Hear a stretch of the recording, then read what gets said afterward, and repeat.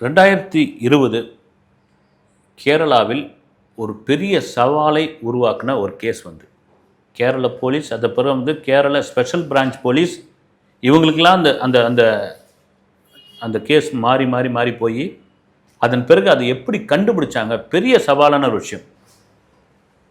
காசர்காடு பக்கத்தில் ஒரு கடற்கரை ஓரம் ஒரு நிர்வாண நிலையில் ஒரு அழகிய அல்லது ஒரு கோரமான நிலையில் ஒரு பெண்ணினுடைய உடல் ஒதுங்கி கிடக்கிறது. அது எப்படி, அந்த பெண் யார், அதனுடைய பின்னணி என்ன, அது எப்படி அந்த அந்த அந்த அது வந்து அது கொலையா அல்லது வேறு விதமாக நடந்த விஷயமா, இது இந்த இந்த சவால் வந்து பெரிய சவாலாக இருந்தது. இந்த விசாரணை நீண்டுகிட்டே இருந்தது. வந்து இந்த மீடியாக்களில் பெரிய அளவில் பேசப்பட்டது. அதை தான் இந்த வீடியோவில் பார்க்க போகிறோம். வாங்க. 2020 டிசம்பர் மாதம் காசர்காடு பகுதிக்கு பக்கத்தில் இருக்கிற ஒரு ஊரில் ரூபஸ்டின்னு ஒரு டீச்சர் வந்து, அந்த டீச்சர் வந்து ஒரு பள்ளியில் வந்து ஒர்க் பண்ணிகிட்டு இருக்காங்க. பொதுவாக அந்த டீச்சர் என்ன பண்ணுவாங்க, பள்ளியிடம் விட்ட உடனே ஒரு 4:30 மணிக்கு விட்ட உடனே ஒரு 5 மணிக்கெலாம் வீட்டுக்கு வந்துடுவாங்க. ஒரே பையன். அவங்க கணவர் வந்து ஒரு தனியார் நிறுவனத்தில் வேலை பார்த்துட்டு இருந்தார். அவர் வந்து ஒரு 6-7 மணிக்கு வரத்துக்குள்ளே இவங்க வந்துடுவாங்க. அவர் கணவருக்கு வந்து காஃபியோ டீயோ போட்டு கொடுப்பாங்க, பசங்களுக்கு இது பண்ணுவாங்க. அப்புறமா அதுக்கான வேலைகள்லாம் செய்ய ஆரம்பிச்சிருவாங்க. இது ரொட்டீனாக அவங்களுடைய பழக்கம். ஸ்கூலில் அப்படி தானே விடுவாங்க. அதிகபட்சமாக 5 மணிக்கு மேலே போகிறதில்ல வந்து. ஆனால் ஒரு நாள் வந்து அவன் பையன் வந்துட்டாப்புல, கல்லூரியிலேருந்து வந்துட்டாப்புல. அவங்க அம்மாவுக்காக வெயிட் பண்ணுறாரு, வரல. அந்த டீச்சர் வரல, அவங்க அம்மா வரல. அவங்க அப்பா 7:30 மணிக்கு வந்துட்டார். வந்துட்ட பிறகு பையன்கிட்ட கேட்குறாரு, எங்கே அம்மா வரலையா அப்படின்னு கேட்குறாரு. வரலப்பா அப்படின்னோடனே, என்னது எப்போ ஸ்கூல் விட்டுருப்பாங்க, ஸ்பெஷல் கிளாஸ் கூட எதுவும் இல்லை, அந்த ஸ்கூலில் ஸ்பெஷல் கிளாஸ் கூட வைக்க மாட்டாங்களே, என்னன்னு தெரியல அப்படின்ட்டு அவருக்கு ஒரு 1/2 மணி நேரம் அப்படி பொறுத்து பார்க்குறாரு. தெரிஞ்ச உறவினர் வீட்டுக்கெலாம் ஃபோன் பண்ணி கேட்குறாரு. வந்து தெரிஞ்ச ஏதாவது ஃபங்க்ஷன் இருக்குதா என்னான்னு தெரியல, தெரியாமல் போயிருக்காங்களான்னு. அவங்க யாரும் இல்லை, வரலன்றாங்க. சரி, அந்த தலைமை ஆசிரியருடைய ஃபோன் நம்பர் அவர்கிட்ட இருக்குது, அந்த பள்ளியோட தலைமை ஆசிரியர் ஃபோன் நம்பர். அவருக்கு ஃபோன் பண்ணுறாரு, இவர் கணவர் ஃபோன் பண்ணுறாரு.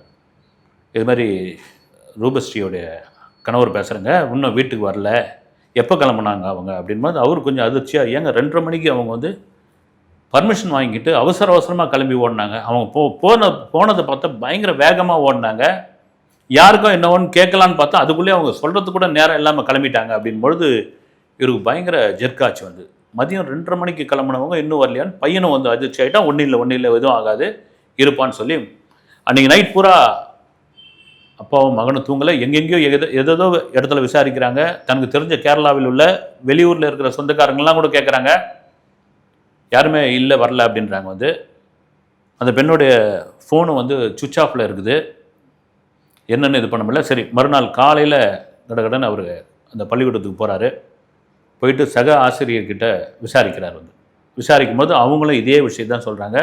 கிளாஸ் எடுத்துக்கிட்டு இருந்தாங்க, லஞ்ச் பிரேக் வந்தது. லஞ்ச் பிரேக்கு அப்புறம் வந்து திடீர்னு அவங்களுக்கு ஒரு ஃபோன் வந்தது. ஃபோன் வந்த உடனே அவசரமாக ஒரு ஸ்பெஷல் பர்மிஷன் வாங்கிக்கின்னு அவங்க கிளம்பி போனாங்க. எங்கே போகிறீங்க டீச்சர்னும் போது பதிலே சொல்லலை. அவங்க போன வேகத்தை பார்த்தா யாருக்கும் என்ன ஒன்று ஆயிடுச்சு பொழுது, யாருக்கும் உடம்பு சரியில்லை பொழுது அப்படின்னு நினச்சிட்டேன். நாங்கள் நீங்கள் வந்து கேட்குறீங்களே அப்படிங்கிறாங்க. என்னடா வம்பா போச்சு அப்படின்ட்டு ஒரு பெரிய இன்னும் பதட்டமாக ஆயிடுச்சு. இதுக்கப்புறம் தேடி பிரயோஜனம் கிடையாது, தேடக்கூடவும் கூடாது, முதல்ல வந்து காவல் நிலையத்தில் புகார் கொடுக்கணும் அப்படின்றதுக்காக வந்து அங்கே இருக்கிற காவல் நிலையத்தில் புகார் கொடுக்குறாங்க. அவங்க கேஸ் எடுக்கிறாங்க. எடுத்து முதல் வெளியே அவங்கள வந்து அந்த ஸ்கூலில் விசாரிக்கிறாங்க. விசாரிக்கும்போது எல்லாரும் நூல் பிடிச்ச மாதிரி இதே பதிலை சொல்கிறாங்க. 2:30 மணிக்கு ஸ்பெஷல் பர்மிஷன் போட்டு அவசரமாக வெளியே போனாங்க. அப்போ அங்கே பள்ளியில் இருக்கிற அந்த சிசிடிவி கேமராவை பார்க்குறாங்க. பார்க்கும்போது அவங்க கரெக்டாக அதை வெளியே இருக்கிறாங்க, ஸ்கூல்லேருந்து வெளியே இருக்காங்க. வெளியே பார்த்தீங்கன்னா பெரிய கேமராக்கெலாம் இல்லை. அது வந்து ஒரு குடியிருப்பு கம்மியாக உள்ள ஒரு பகுதி. வந்து மெயின் ரோட்டுக்கு வந்தால் தான் கேமராலாம் இருக்கும். அந்த கேமராவும் சிசிடிவி கேமராவும் ஆய்வு பண்ணுறாங்க, ஒன்றும் இல்லை. அவங்க போனது பள்ளியை விட்டு வெளியே போகிறாங்க. அதுவும் பார்த்தீங்கன்னா அவங்க வீட்டுக்கு போகிற அந்த வழியில் தான் அவங்க போகிறாங்க. வந்து இவங்க போலீஸ்க்கு என்ன ஆகுது, டக்குன்னு வந்து கணவர் மேலே ஒரு சந்தேகமாகுது. கணவரை கூப்பிட்டு விசாரிக்க ஆரம்பிக்கிறாங்க. மெதுவாக விசாரிக்கிற அவருக்காக, அவங்களுக்கு ஏதாவது தகராறா, ஏதாவது வந்து சண்டை நடந்திருக்கா, நீங்கள் ஏதாவது அவங்க மேலே சந்தேகப்பட்டிருக்கீங்களா, அவங்க உங்கள் மேலே ஏதாவது சந்தேகப்பட்டிருக்காங்களா, கடைசியாக நீங்கள் எங்கேயாவது போய் எப்போ நீங்கள் போய் வெளியே சாப்பிட போனீங்க, என்ன விசேஷத்துக்கு போனீங்க, 2 பேரும் ஒன்றா போவீங்களா, உங்கள் பசங்க எல்லாரையும் கூட்டின்னு போவீங்களா, இந்த மாதிரியான விசாரணைகள் நார்மலாக போகுது. எல்லாத்துக்கும் பதில் சொல்லிக்கிட்டே இருக்கிறாரு. அப்போ பையன்கிட்ட வந்து விசாரிக்க ஆரம்பிக்கிறாங்க, போலீஸ் வந்து விசாரிக்க ஆரம்பிங்க. பையன்கிட்ட விசாரிக்கும் போது அவன் ஒரே ஒரு விஷயத்தை மட்டும் சொல்கிறான். வந்து அங்கே இருக்கிற ஒரு பிடி வாத்தியார் ஒருத்தர், அந்த பிடி வாத்தியார் தான் வந்து எங்கள் அம்மா வந்து ரொம்ப ஒரு மாதிரி என்ன சொல்கிறது வந்து கொஞ்சம் டீஸ் பண்ணிக்கிட்டே இருப்பார்.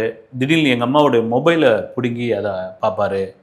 அப்புறமா வந்து அவர் எங்கள் அம்மா எங்கே போகிறாங்களோ அங்கே ஃபாலோ பண்ணுவார். ஒரு பெரிய தொந்தரவாக இருக்குது அப்படின்னு எங்கள் அம்மா சொல்லியிருக்காங்க. அப்படின்பொழுது போலீஸுடைய கவனம் அப்படி அங்கே மாறுது. அந்த பிடி வாத்தியாரை விசாரிக்க போகிறாங்க. விசாரிக்க போனோடனே அந்த சம்பவம் காணாமல் போன அன்னிலேருந்து அது முன்னாலேருந்து ஒரு 3 நாள் அவர் லீவு போட்டு அவருடைய மாமியார் வீடு, மனைவியும் குழந்தையும் கூப்பிட்டுன்னு மாமியார் வீட்டுக்கு போயிருக்காரு. அது மாமியார் வீட்டு சம்மந்தப்பட்ட ஆட்கள்லாம் அங்கே பேச வைக்கிறாரு. நான் இந்த ஸ்கூல்லையே இல்லை சார்ன்றாங்க. அவங்களும் வந்து தலைமை ஆசிரியர்னு சொல்கிறாரு, அவர் முன்னாடியே 3 நாளைக்கு முன்னாடி போயிட்டாருங்க அப்படின்னு. நான் சும்மா எல்லோரும் சக ஆசிரியர் கூட சும்மா வந்து பேசுவேன், இதெல்லாம் பண்ணுவேங்க. நான் வந்து அது மாதிரி தான் நான் வந்து அவங்க கூட நான் வந்து எதுவும் டீஸ் பண்ணதாகவோ அவங்கள வந்து ரேக்கிங் பண்ணதாகவோ எதுவும் கிடையாது. வந்து சும்மா ஏதாவது ஃபோன் இருந்தால் என்ன அவங்களே இடத்துல வந்து ஏதாவது ரீல்ஸ் காமிப்பாங்க, அதை பார்ப்பேன் நான். மற்றபடி எனக்கும் அந்த இதுக்கும் சம்மந்தமே கிடையாது. நான் ஊர்லேயே இல்லைன்றாரு.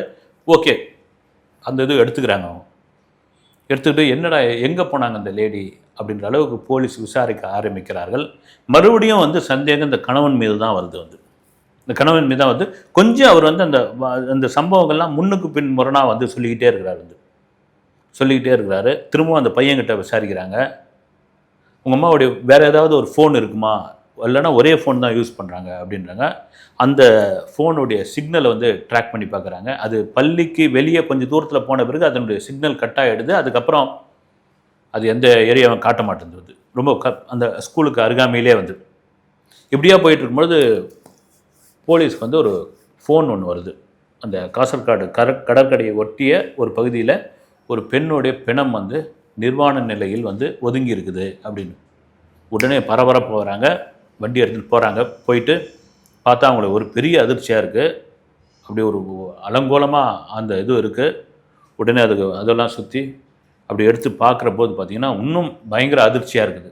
என்னென்னா அந்த பெண்ணுடைய தலைமுடி ஒன்று கூட இல்லை, வாயில் இருந்த பற்கள் எல்லாம் ஒன்று கூட இல்லை.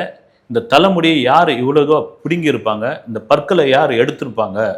அவங்க கணவரை கூப்பிட்றாங்க, இது என் மனைவி தான், இது என் மனைவியோட ட்ரெஸ்ஸு தான். அவர் கதறாரு. மகன் வந்து ரொம்ப இதுவாகி பயங்கரமாக வந்து பிறண்டு அழறான். ஓகே அப்படின்னு போஸ்ட்மார்ட்டம் அமுச்சு வைக்கிறாங்க. போலீஸ் வந்து இன்னும் தீவிர விசாரணை கொண்டு வராங்க. சரி, முதல்ல போஸ்ட்மார்ட்டம் ரிப்போர்ட் வரட்டும் அப்படின்பொழுது ரிப்போர்ட் வந்தப்போ அந்த ரிப்போர்ட்டில் ஒரு முக்கியமான ஒரு விஷயம் என்னென்னா, இந்த பெண் வந்து கடற்கரையிலிருந்து தான் வந்து ஒதுங்கி இருக்குது. அப்போ லங்ஸில் வந்து நுரையீரலில் வந்து கடல் தண்ணி கொஞ்சமாக தான் இருக்குது. அதிகமாக இருக்கிறது ஒரு கெமிக்கல் தண்ணி, ஒரு கெமிக்கலுடைய நீர் வந்து மிக அதிக அளவில் இருக்குது. இந்த கடல் தண்ணி குறைவாக இருக்குது அப்படின் போது இவங்களுக்கு பெரிய இதுவாகிடுது. சரி, இந்த முடி கொட்டினதுக்கு இந்த பல்லெல்லாம் விழுந்ததுக்கு என்ன காரணம் அப்படின்னா, அந்த ஒரு அதிதீவிரமான கெமிக்கல் தான். அந்த கெமிக்கலை திட்டமிட்டு இவங்களுக்கு கொடுக்கப்பட்டிருக்கணும். அந்த கெமிக்கலில் இவங்களை விழ வச்சிருக்கணும். ஏதோ ஒன்று நடக்குதுன்னா போலீஸுக்கு மிகப்பெரிய சவாலாக இருக்குது. என்ன தான் பண்ணுறதுன்னு தெரியல. எல்லா கோணத்துலையும் மறுபடியும் விசாரிக்கிறாங்க. முதல்லேருந்து எல்லாத்தையும் ஆரம்பிக்கிறாங்க. யார் சந்தேகத்துக்குரிய நபர், யார் குற்றவாளி என்பதை வந்து அவங்களால் கண்டுபிடிக்க முடியல. அப்புறம் அந்த கேஸ் வந்து கேரளாவுடைய ஸ்பெஷல் பிரான்ச்சுக்கு, கியூ பிரான்ச்சுக்கு போகுது. அவங்க எடுத்து விசாரிக்க ரொம்ப தீவிரமாக விசாரிக்க ஆரம்பிக்கிறாங்க. மறுபடியும் அதனுடைய அந்த தலைமை பொறுப்பாளர், காவலர் இல்லை இன்ஸ்பெக்டர், அவர் என்ன பண்ணுறாரு, அந்த போஸ்ட்மார்ட்டம் ரிப்போர்ட்டி அந்த பெண்ணுடைய படத்தையும், அந்த பிணமாக இருக்கிற அந்த பெண்ணோடைய படத்தையும் எடுத்து பார்த்துட்டு இருக்கும்பொழுது ஒரு வலது தோலில், அந்த பெண்ணோட வலது தோலில் ஒரு கார் ஏறினதுக்கான தடயம் இருக்குது. அடடா, இது ஒன்று போதும் அப்படின்ட்டு அதை வச்சு அப்படியே பேச ஆரம்பிக்கிறார். எங்கேருந்து எந்த இடத்துல அந்த கார் தடயம் இருந்தது, எங்கே கிளம்பிச்சு, அந்த ஸ்கூல் பக்கத்தில் வந்து அந்த மாதிரியான கார் தடயம் இருந்ததா, இப்படிலாம் வந்து தேடிக்கிட்டே இருக்கிறாங்க. அதுக்கான இதுவே கிடைக்கல. இப்போ ஒட்டு மொத்தமாக எல்லாருடைய கவனம் எங்கே போகுதுன்னா அந்த பிடி மாஸ்டர் மீது போகுது. அவர் என்ன பண்ணுறாரு, காவலர்கள் வந்து உங்களை வந்து ஐயா வந்து ஸ்டேஷனுக்கு வர சொல்கிறாரு, வாங்க அப்படின்ட்டு. இல்லை ஏற்கனவே விசாரிச்சிட்டிங்களே, இல்லைங்க நீங்கள் ஸ்டேஷன் வந்து பதில் சொல்லணும் போது அவர் ஸ்டேஷனுக்கு வராரு. வந்தபோது இன்ஸ்பெக்டர் வந்து இதுவாக தான் விசாரிக்கிறாங்க. சார் நான் ஏற்கனவே சொல்லிட்டேனே 3 நாள் நான் லீவு, நான் வந்து அதுக்கப்புறம் லேட்டாக வந்த பிறகு தான் அந்த டீச்சர் காணாமல் போனது தெரியும், ரூபஸ்ரீ காணாமல் போனது தெரியும், மற்றபடி இது எனக்கு பெரிய அதிர்ச்சியாக இருக்குது சக ஆசிரியர் மாதிரியே அப்படின்னு. சரி நீங்கள் பள்ளிக்கூடம் இல்லாத நேரத்தில் வேறு என்ன பண்ணுவீங்க நீங்கள் அப்படின்னு கேட்குறாரு. அவருக்கு ஒரு இது உண்டு, இந்த பக்கத்தில் இருக்கிற கோவிலில் போய் பூஜை பண்ணக்கூடியவர். நான் பக்கத்தில் போய் கோவிலில் போய் பூஜை பண்ணுவேன் நான் அப்படின்னு. சரி பூஜை மட்டும்தான் பண்ணுவீங்களா அப்படின்போது சில டீச்சர்ஸுக்கு தெரிஞ்சவங்களாம் பரிகாரம்லாம் நான் சொல்லுவேன் நான் அப்படின்றார். ஓகே அப்படியா, சரி ஓகேன்ட்டு உங்கள் காரை கொஞ்சம் தரங்க, அதை நான் கொஞ்சம் பார்க்கணும் அப்படின்பொழுது இவருடைய முகம்லாம் மாறுது. வந்து இந்த பிடி மாஸ்டருடைய முகம்லாம் மாறுது. அதை போலீஸ் உன்னிப்பாக கவனிக்கிறாங்க. வந்து அவர் வந்து கார் திறக்கிறாரு, சீட்டை திறந்து காமிக்கிற எல்லாம் பண்ணுறாரு, டிக்கியை திறங்கன்றாங்க. டிக்கியை திறக்கும்போது முகம் இறுக்கமாகுது, இதுவாகுது. சைக்காலஜி தான் இது போலீஸோட இதுவாக தானே. திறந்து இது பண்ண உடனே அங்கே ஒரு ஸ்டெப்னி டயர் ஒன்று இருக்குது. வந்து அந்த டயர் அந்த பக்கத்தில் இருக்குது. அந்த டயருடைய பதிவு தான் அந்த பெண்ணுடைய முகத்தில் பதிஞ்சிருக்குதுன்னு அங்கே வந்து அந்த இன்ஸ்பெக்டர் கண்டுபிடிக்கிறார். மிக முக்கியமான ஒரு விஷயம், அங்கே தொடர்ச்சியாக ஆய்வு பண்ணும் பொழுது ஒரு சில தலைமுடிகள் கிடைக்குது. அந்த தலைமுடிகள் கொண்டு வந்து போஸ்ட்மார்ட்டம் ரிப்போர்ட் அதில் கொடுக்கும் பொழுது வந்து அந்த பெண்ணோடைய முடி தான் இது அப்பட்டமாக அந்த பெண்ணோட முடி தான் போது அவங்களுக்கே உரிய பாணியில் விசாரிக்க ஆரம்பிக்கிறாங்க அந்த பிடி மாஸ்டர். இது வரைக்கும் சாஃப்டாக நாங்கள் விசாரிச்சுக்கிட்டு இருந்தோம், இதுக்கப்புறம் எங்கள் விசாரணை பாருங்கன்னு ரெண்டு பொழந்த உடனே தன்னால் கக்க ஆரம்பிக்கிறார். என்னென்னா அந்த டீச்சர் இருக்காங்களே, அந்த டீச்சருக்கு வந்து ஜோசியம் பார்க்குறது, அப்புறமா பரிகாரம் சொல்கிறது, எதோ இது பண்ணுறது, அப்புறம் அவங்க செல்ஃபோனை வாங்கி பார்க்குறது, இப்படியா ஒரு விஷயம் போயிட்டு இருந்தது. அது நட்பா, காதலா, கள்ளக்காதலா, இதெல்லாம் தெரியாது. ஒரு நாள் திடுதிப்புன்னு அந்த டீச்சருக்கு வந்து அந்த நபர் ஃபோன் பண்ணுறாரு, பிடி மாஸ்டர். டீச்சர் நீங்கள் இமிடியட்டாக வாங்க, ஒரு முக்கியமான ஒரு விஷயம், ஒரு முக்கியமான பூஜை இருக்குது, அது நீங்கள் வந்தே ஆகணும் அப்படின்னு பரபரக்கிறாரு. நீங்கள் தான் ஊருக்கு போயிட்டேன்னு லீவு போட்டு போயிருக்கேன்னு, நான் ஊருக்கு தான் போயிட்டு திரும்ப வந்துட்டேன், தயவுசெய்து யாருக்கிட்டையும் எதுவும் சொல்லாதீங்க, அவசரமாக வாங்கன்னு அந்த 2:30 மணிக்கு அப்படி தான் கூப்பிட்டுருக்காரு. 2:30 மணிக்கு அந்த டீச்சர் அந்த ஸ்கூல்லேருந்து அவ்வளோ அவசரமாக ஓடி வந்து அந்த காருக்குள்ளே ஏறுறாங்க. ஏறின போது பின் சீட்டில் தயவுசெய்து நீங்கள் படுத்துக்குங்க, இங்கே யாருக்கும் தெரிய வேணான்னு படுக்க வைக்கிறார். படுக்க வச்சு ஒரு ஊருடைய ஒரு ஒதுக்குப்புறத்தில் இருக்கிற ஒரு வீட்டுக்கு கொண்டு வர்றாரு. கொண்டு போனவுடனே அங்கே வந்து நரி பூஜை அப்படின்ற ஒரு பூஜை, இது வந்து உண்மை சம்பவங்க, இது செய்தித்தாள்கள், தொலைக்காட்சிகள், கேரள அரசு பெரிய பரபரப்பு உண்டாக்குச்சு. இந்த நரி பூஜை பண்ணணும் அப்படின்னு. அந்த நரி பூஜை என்னென்னா அவருடைய நம்பிக்கை வந்து அதில் வந்து நீங்கள் நிர்வாணமாக உட்காரணும் அப்படின்போது அந்த பெண்மணி ஒத்துக்கே மாட்டேன். என்னையா நினச்சிக்கிட்டு இருக்க நீ வந்து இப்படி வந்து இது பண்ணுறன்ட்டு 2 பேருக்குமா பெரும் வாக்குவாதமாகுது. நீ நின்று தான் ஆகணும் அப்படின்ற அளவுக்கு அவன் வந்து ரொம்ப ஃபோர்ஸ் பண்ணுறான். ஒத்துக்கலை அப்படின்போது ஒரு கெமிக்கல் கலந்த ஒரு தண்ணிக்குள்ளே அவளை கொண்டு போய் வந்து முக்கும் பொழுது இருந்து போகிறாங்க. அந்த நிர்வாணமான அந்த பிணத்தை வைத்து அவன் பூஜை பண்ணுறான். அந்த கெமிக்கல் தண்ணி தான் அந்த முடி எல்லாத்தையும் வந்து அந்த பல் எல்லாத்தையும் கொட்டி போயிடுச்சு. அதுதான் கொண்டு போயிடுச்சு. வந்து இதை வந்து போலீஸ் கரெக்டாக வந்து கண்டுபிடிக்கிறாங்க. மந்திரம், மாந்திரிகம், இந்த பலி, இதில் வந்து ஒரு பெரிய நம்பிக்கை உள்ள, இது ஒரு மூடத்தனம் வந்து, ஆனால் ஒரு பெரிய நம்பிக்கை உள்ள, இப்படியா பண்ணிவிட்டு இது நடந்த பிறகு கூட வந்து நிரஞ்சன் ஒரு டிரைவரை வச்சு அதை எடுத்து போய் கடற்கரையில் தூக்கி போடுறான்.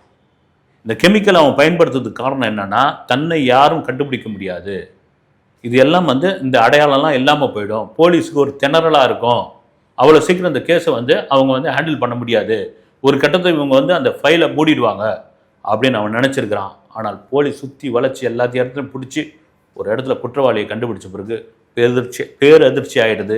அதன் பிறகு அந்த பள்ளியிலையும் அந்த ஊர்லேயும் பேசின விஷயம் என்னென்னா, இவங்க 2 பேருக்குமான ஒரு கள்ளக்காதல் இருந்தது, அப்புறம் நட்பு இருந்தது, ஏதோ பேசிக்கிறாங்க. ஆனால் தான் உண்டு, தான் வேலை உண்டு, தேவையில்லாத ஒரு விஷயத்துக்கு போகிறது, இன்னொன்று கணவனை மடிக்காமல் வேற ஒரு இடத்துல வந்து ஒரு தொடர்பு கொள்வது, ஒரு நட்பு கொள்வது, அந்த நட்பு எப்படியா மாறும், அது எப்படி உயிரியே பாதிக்கும். நீங்கள் செய்தித்தாளை எடுத்தீங்கன்னா இந்த கள்ளக்காதல் சம்மந்தப்பட்ட கொலைகள் தான் அதிகம். அது ரொம்ப மோசமான ஒரு விஷயம். கேரளாவே உழுக்கின இந்த உண்மை சம்பவம், இதில் ஒரு தத்துவார்த்தமான உண்மையும் இருக்கிறது. அடுத்த வீடியோவில் சந்திக்கிறேன். நன்றி.